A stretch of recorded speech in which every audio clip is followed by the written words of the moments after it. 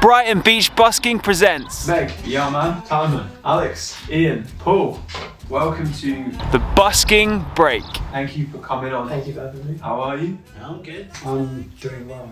The show where we interview your favourite Brighton Beach Buskers, finding out the stories behind the musicians that sound our streets. Had a bit of a day off today, so This is probably quite the journey to become the musician you are today. Make sure to subscribe and hit that notifications bell so you do not miss an episode. So come with us and be part of this journey.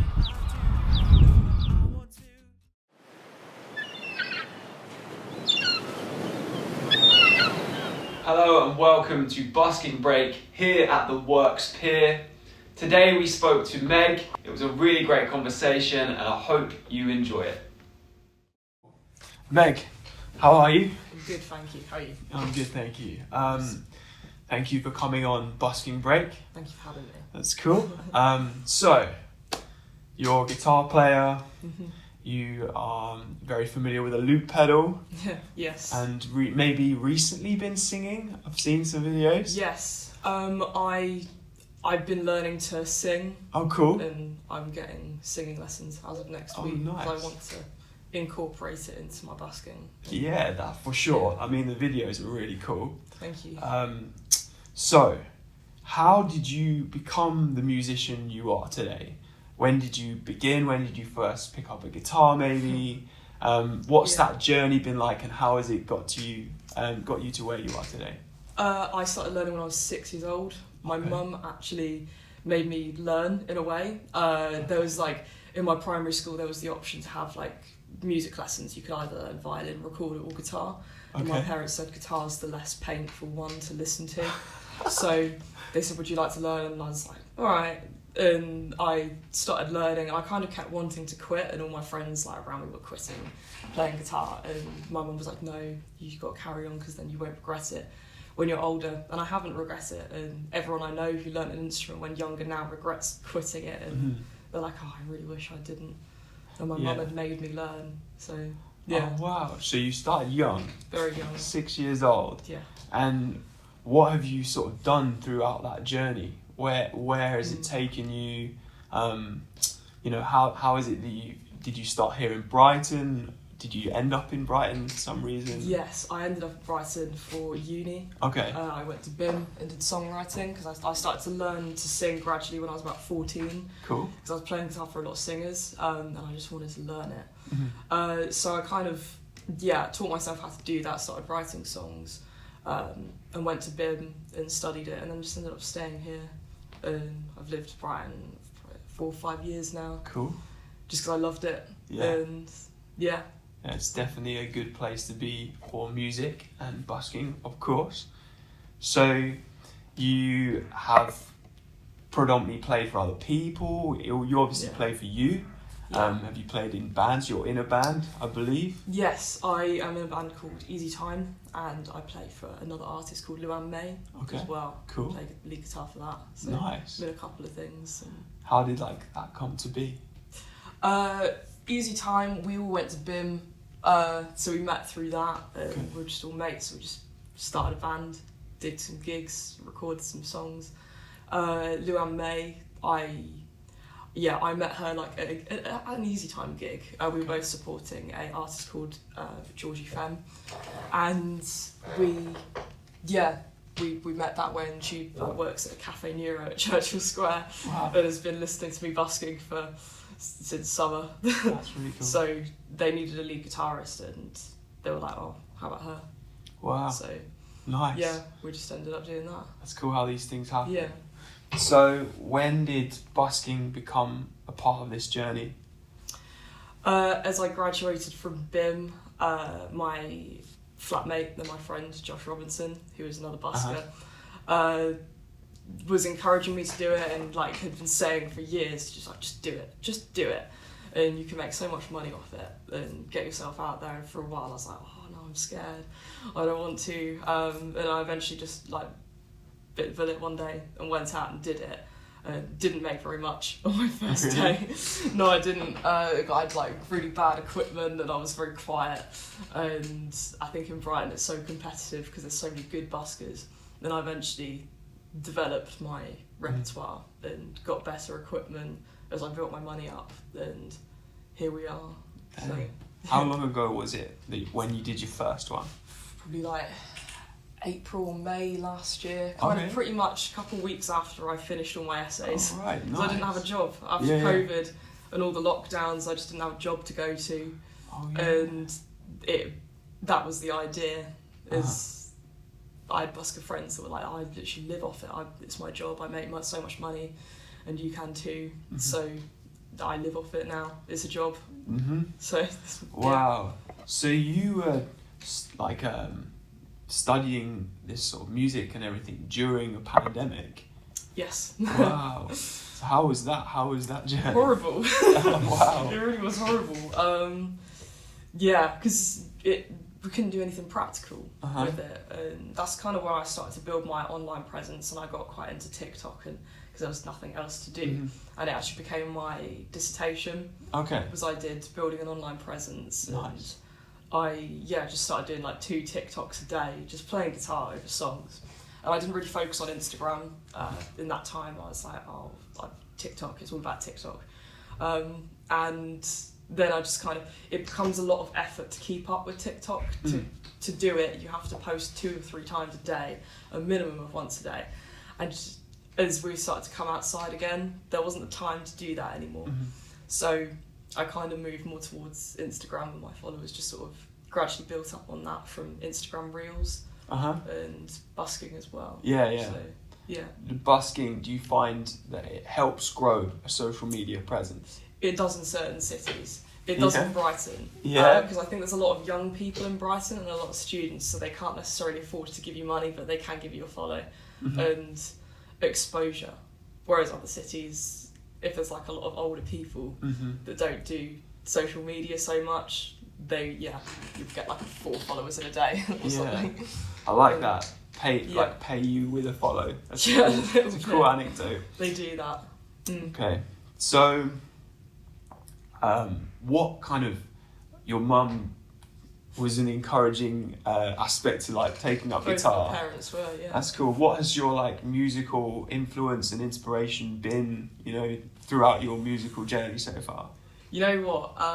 When I was very young, my cousin Angie was like a guitarist, and she was like probably the first female guitarist I knew of, and that was kind of important because I was just around lots of like men who played guitar, and it was a struggle I've really had was you're so good for a girl, or that things like that, and then I started to listen to people like Tash Sultana, and got really into it. That's so cool. Yeah, I think it's really, it needs to be more diverse in this musical world, so it's really cool that's like you represent that. So your first busk to now, how has your like busk changed? What's different about it compared to then? Yeah, when I first started, I just went out with my pedals and my looper, and I just used to make it up on the spot. Okay. And I just used to play random chords and just improvise over it, and then it was Josh Robinson said you need to play songs people know. So I started making musical arrangements of popular songs and making an instrumental out of it, because it's one thing I learned from improvising over TikTok videos and just finding a trending song and playing over it. I got so good at knowing what a melody is when I hear it, so I just hear a melody, and it takes me about 15 minutes to make the musical arrangement on the loop pedal and know what it is. Really? And is practice, and so that's how it's changed. That's awesome. Yeah. So would you say that like doing it has improved you as a musician in that way? Yes. Yeah. I suppose it's like guitar practice every day, isn't it? Only you're outside. It's really cool. Yeah. Really, really cool. So have you busked in other places other than Brighton? Yes, I busk in East Croydon quite a lot. Okay. Because there's a change of scene, and also it's really good when it rains there, because there's a good bit of shelter to go under, and people are more generous in the rain there. Okay. And as well I do Bath, because I'm from Wiltshire originally. Cool. So Bath is like my nearest city, so I do like Bath and Bristol. And yeah. other than the rain, what's like the biggest differences to Brighton in these other places? What do you mean, Do you find people to be more interested in Brighton or less interested, or do you get more? On the whole, do you get more donations in a certain place, or? I think actually Brighton's the worst place for donations. Oh, shocking! Do you hear that, people of Brighton? It is, but I think people are just a bit broke. So, as again with the lots of young people, lots of students. So when the student loan runs out, it does revolve around that. And yeah, I'd say actually Bath is probably the best place. Nice. But I think people are quite middle class in Bath, and you don't want to hit a rich area if people are too moneyed, because they're rich for a reason. They're so good at saving money, and they don't usually like you give it away to people a lot of the time. And if people are too poor, they physically can't. So a middle class is like a really good grant. That's why Bath is so good for it. And as well, you've got lots of like neighbouring towns that don't have buskers, or really music scene really, because it's just so small. So when they go to Bath and they see lots and lots of buskers, they're like, wow, and just hand money out because they're more amazed by it. And I think in Brighton there's so many musicians and so many really good buskers. People are like, I've already given some money to him because he was really good. So I get you. Yeah, they'll see more buskers and be like, it's almost like a niche market. Yes. Oh, cool. Yeah. So, have you got a kind of crazy or wild busking story that you can think of on the top of your head? Like a time that was, I don't know, where you maybe got a crazy amount of donations, or maybe you saw something that was a bit wild, or maybe you've had a run-in with a shopkeeper or something. I get running with shopkeepers all the time. Actually, on Bond Street, there's someone that keeps complaining in the flats above about all the buskers outside Wetherspoons. So everyone has an argument with him. And he comes down a lot just to have a go at us. And then there's not many exciting stories. I've had money taken out my case. Really? Yeah, things like that. Yeah. Really? So people just coming up and saying you're terrible. Really? People do that. It's a 1% minority. And but there are many crazier stories of other buskers that I've heard. I've been like, oh wow, I don't get any of that. Okay. People are quite nice to me in relatively comparison. tame. Yeah. That's cool. So would you say there's anything like with people who are complaining, or maybe run-ins with shopkeepers? Do you think there's some things that maybe Brighton and Hove Council could maybe do to help us buskers? Would you is there an example from a place like Bath that maybe isn't here? The system in Bath does work differently in order to stop that, because there are a lot of buskers that go to Bath. And I think it's mainly because the money's so good, and a lot of like students or like kids busk there in the holidays. There is a system at 10 o'clock every day. We have a meeting at Bath Abbey. And there'll be, at times there's just 5 of us, it's fine, but sometimes like at a holiday there'll be like 10 or 20 buskers up to. And this meeting started as we allocate spots, and we'll say like, I'll start, I don't know, 10:30 till 12 at Southgate, which is a shopping centre, and then you can move up to the High Street a bit further along, and you do another hour there. And we kind of say certain people are in certain places, and it's because before that there were too many buskers all going too close together, and it was like a big noise pollution, and everyone kept complaining. And the council basically said you need to sort yourselves out and you need to get along with each other and organise this a bit. So we have that meeting. I don't know how well that would work for Brighton, because actually there are a lot of spots in Brighton. Because Bath's just like a quite a small strip of high street, really. There are so many spots for the amount of buskers, Whereas Brighton, you can find a place to go, but I don't know what the council can do, because it's you don't want to sound too selfish by saying they should ignore all noise complaints, because that's it's probably annoying if you do work from home and then you've got someone singing outside your flat, but then it's also like, don't move to the city centre if you don't like noise. So I live right by the train station, and when I first moved there, the trains used to wake me up but I'm not going to go to the train station and say, "Could you stop running trains?" Because I can't sleep. You just got to get used to it or move. And so it's like, what can the council do? You know, it's often down to the public as well at times to you know, be okay with these kinds of things. Yeah. That's well said. Yeah, people need to realise that they're a part of all of this. Yeah. And it's a part of where we are. It's a part of Brighton. So, you know, just like the trains, it's like a fundamental part of the city. If there's a market that goes on selling fruit and veg, and you got the, you know, the shopkeepers shouting, "Come and buy this," are you going to go out and say, "Shut up"?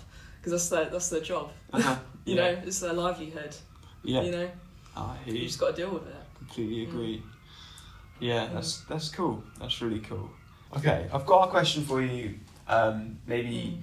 So if somebody was watching this video and they were thinking about maybe busking or trying it out as like a lifestyle, what would your like word of advice be? Learn songs people know. Don't play songs people don't know, and keep originals out unless people know them. Learn songs like Creep by Radiohead. Good song. Yeah, I'm bored of playing it. I'm so bored of playing it, but I know if I play it, then I'll get a load of money. So cool. That's really good advice. Yeah. I think I definitely can be a bit of a culprit for playing originals. Cool. Well, Meg, thank you so much for doing this interview. Thank you so much for being on Busking Break. Let people know where they can find you. I am meg.guitar on everything. Nice. Instagram, YouTube, and nice and simple. And is there anything we can expect of you? Is it just more videos, maybe a bit of singing? Yes, more singing eventually. More singing with some lead guitar as well. The lead guitar's not going anywhere. Cool. And any gigs? Yes. In terms of my band with Luan May, we're part of a competition at the moment for the Isle of Wight Festival. The winner will play at the Isle of Wight Festival. So next gig, 8th of April, I believe, in London. I'm not sure where yet. I'm yet to find out. We'll probably find out in the next couple of days. Then it will go on social media where we are. Oh, good luck in the competition. Thank you. That's awesome. Thank you for watching the Busking Break here on the Brighton Beach Busking YouTube channel.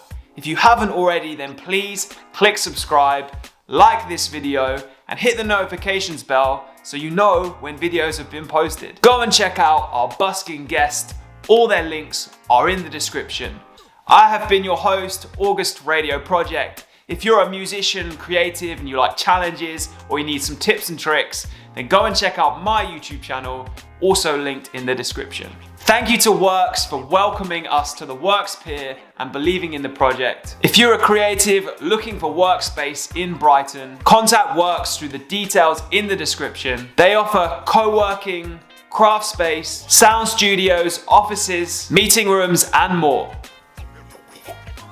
Also, thank you to Mug Time for the wonderful mugs. You can find the link to their Amazon shop in the description below. And thank you to you for watching the Busking Break. And I'm sure I will see you in the next one. Thank you.